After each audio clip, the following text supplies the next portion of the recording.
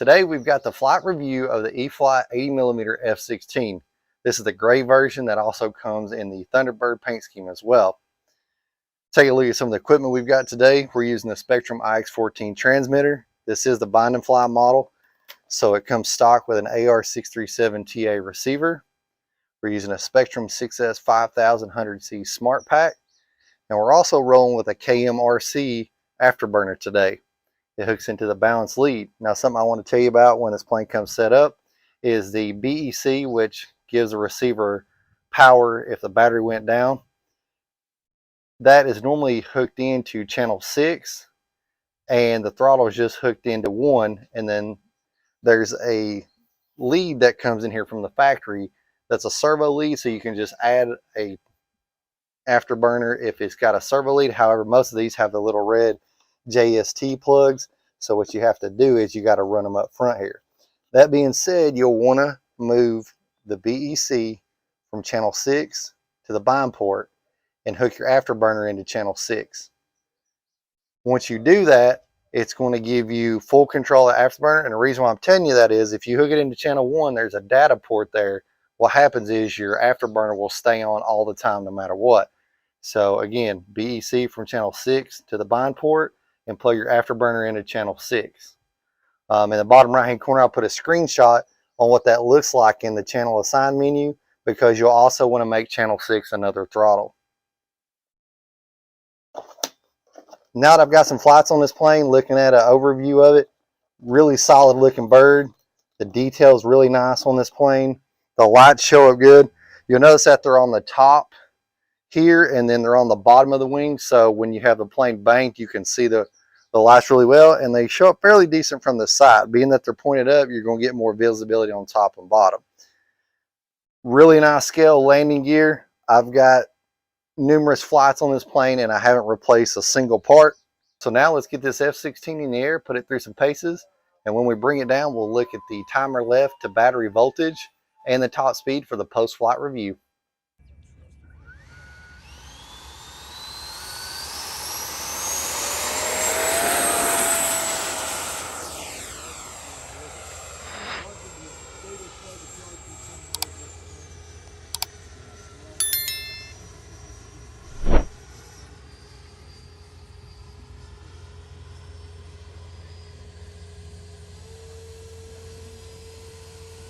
We go towards the field.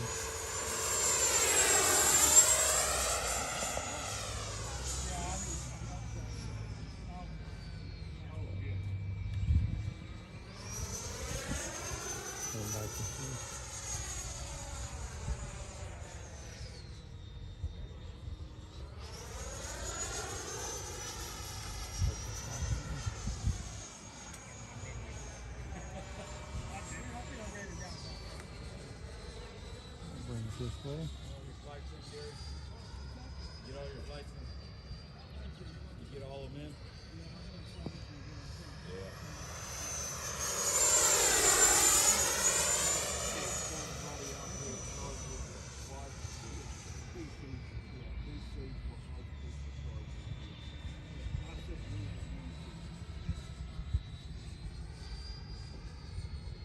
I'm going to slow it down and then I'll punch it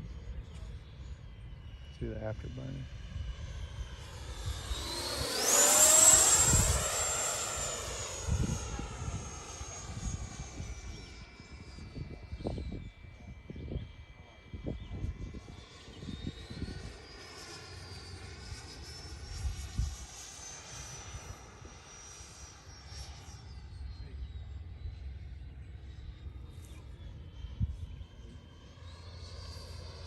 I'm going to go down there and then turn around.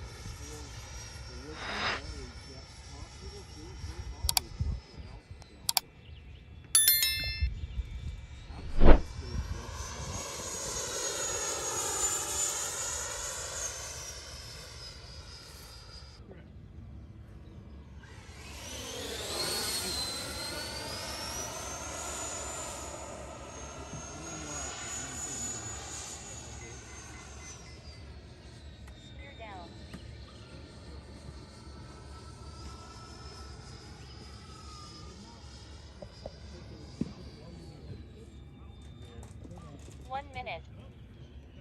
Okay, Gary. Going up in funny again? I'll get it, Gary.